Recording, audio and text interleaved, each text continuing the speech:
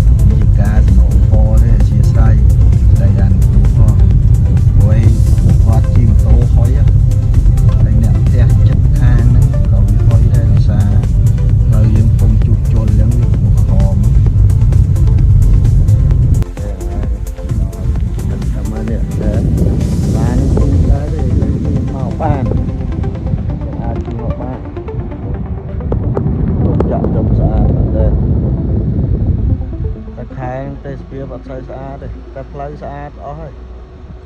អញ្ចឹងអាចមកលេងបាន